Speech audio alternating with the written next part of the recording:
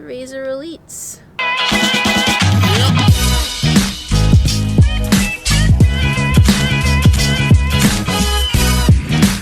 Good morning, YouTube. What's up, guys? I hope you're safe and healthy and happy and doing okay. Yes, so does Ruby. Well, today I was gonna do very backlit. Today I was gonna do a virtual 5K that I signed up for, but I'm gonna change the plan slightly. And today I'm gonna do a tempo workout instead and then do the virtual 5K on Saturday. But what I'm most excited about is the shoe that I'm gonna run this workout in. And it's one that I've gotten a lot of requests for. It's one that I've been curious about. Today we're gonna put it to the test. Kind of. And that shoe is the Skechers Razor Elite. Kind of smells weird. I'm a big fan of the Razor 3 and the Razor 3 Plus and the Speed Elite. So because this is sort of a mesh of the two shoes, I'm very eager to see how it performs today. So we're gonna go to my parents' neighborhood and do some loops there because it's flat. I'm gonna do 1 warm-up mile, 3 mile repeats-ish, but not at like race pace, a little bit slower than that, and then a cool down mile. Let's get this show on the road.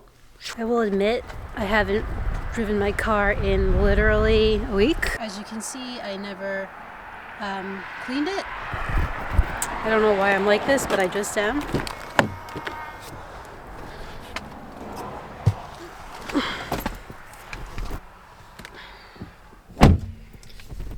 Perfect visibility. All right, here we go. Warm-up mile. 3 tempo, 1 cool down. I'm not going to take the camera for all of it, but I will for some of it. Well, let's do this.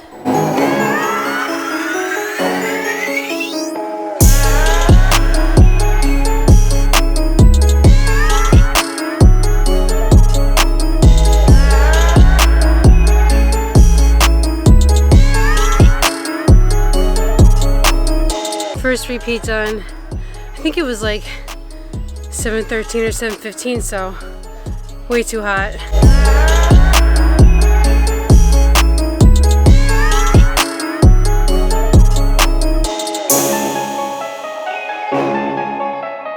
$7:24, definitely slowed down a little bit there, which is what we wanted.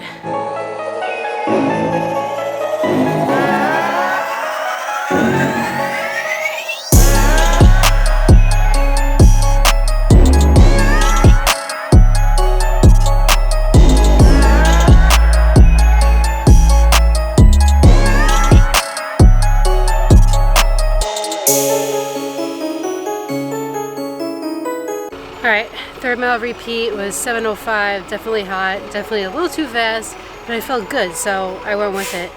Hopefully I can maintain something like that a little faster on race day on Saturday. So we're going to do a cool down mile, and then that's it. We'll go talk about the shoe.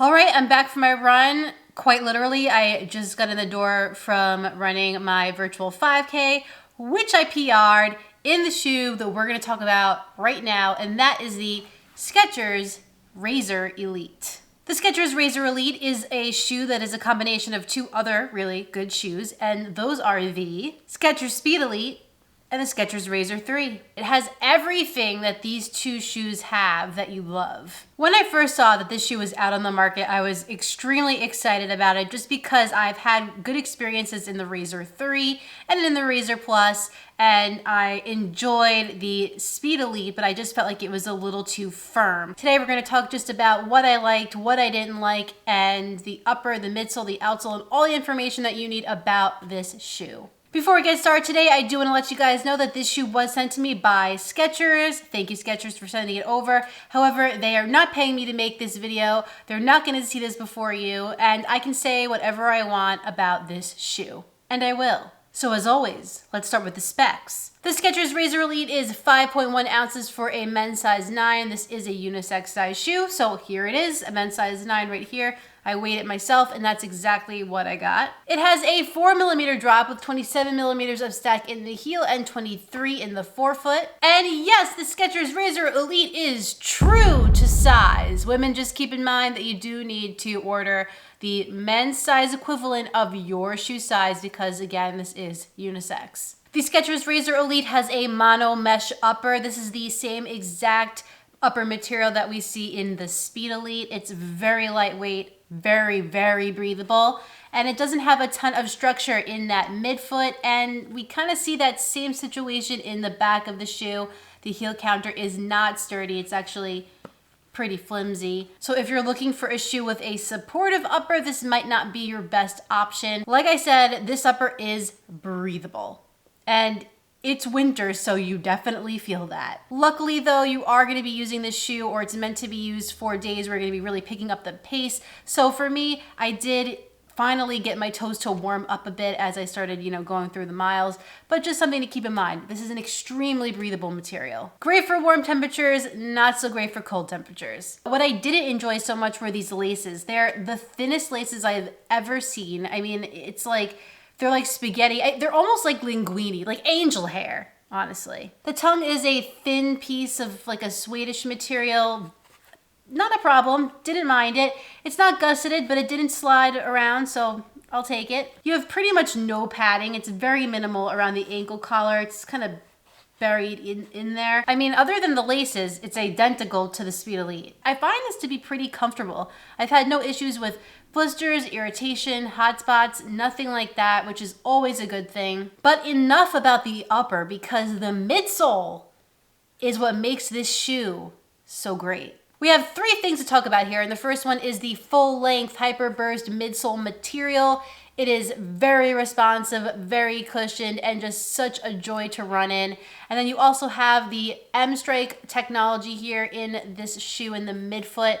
Basically, if you're not familiar with that, it's Skechers rocker technology, just helps to roll you forward in your stride. And then we also have, buried in the forefoot of the shoe, a carbon fiber plate. Unlike a lot of other carbon plated shoes on the market, this shoe just has the plate in the forefoot, and I actually enjoyed that. It makes the ride less harsh, more natural, and you just feel that roll off the toe, which is exactly what you need. I enjoyed that in the Speed Elite, and that's no different here. In fact, I like this better because the foam is softer. This to me is the perfect tempo day, threshold effort, 5K, even 10K racer. If you are familiar with the Razor 3 and how that feels underfoot, you are going to love this shoe. See, basically the same midsole. The other shoe I considered if I didn't end up liking this for the mile repeats was the Meta Racer.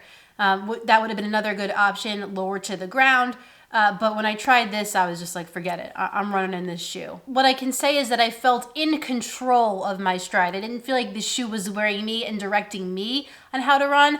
I felt like I was directing the shoe how to run, and it was cooperating perfectly. You just can put it on cruise control and forget about it. I think if you're a person who's looking for a plated shoe that doesn't have so much stuff under your foot and you want to be in control of the ride of the shoe, then the Razor Elite is a really good option for you. It's gonna provide you with a lot of cushioned, bouncy, and propulsive miles, which is all you can really ask for a shoe, from a shoe like this. If we turn the shoe over, you'll see that Skechers is using Goodyear rubber here. We have some in the forefoot, on the lateral side of the midfoot, and in the heel. The traction on this thing is fantastic. It grips onto the pavement. You never have to worry about sliding. I don't have a ton of miles in this shoe yet, of course, but it looks like the traction pattern is not wearing down at all yet. And even the exposed Hyperburst foam looks pretty good so far. I'm hoping that the outsole lasts as long as I think the midsole is going to, and because it's Goodyear, I'm optimistic. My fingers are crossed. The Skechers Razor Elite is $154.95 on runningwarehouse.com. Again, a carbon plated shoe under $200, under $160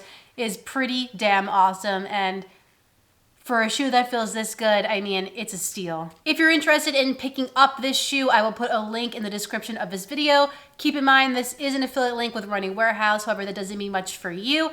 It just helps out my channel so I can rave about these shoes in hopes that you believe that it's as good as I'm telling you and decide to see for yourself. So yeah, I think it's pretty obvious that I really love this shoe. It's smooth. It feels like a nice race car on your foot. And it kind of looks like one too with this colorway. It's a mix between the ridiculously high stack cushioned carbon plated shoes that we've seen and more of the racing flat vibe, which I think a lot of people are going to like. I don't think this is the best daily trainer option, but if you are looking for a shoe that feels just like this in the midsole, then go check out the Razor 3 or the Razor Plus, and you can get basically this shoe, but in a more daily trainer package. Skechers did a great job with this shoe. They have something really exciting here, and I hope some of you give it a shot. Well guys, that concludes my first run impressions of the Skechers Razor Elite. If you enjoyed this video, please like it down below and subscribe. And when you're done with all that, hit that notifications bell down below so you can find out every time I upload a new video. And the colorway and the way this shoe looks is just, sick. I have some more videos for you guys next week, but in the meantime, get out there, get on the grind, and don't forget to run like heller. See you next time.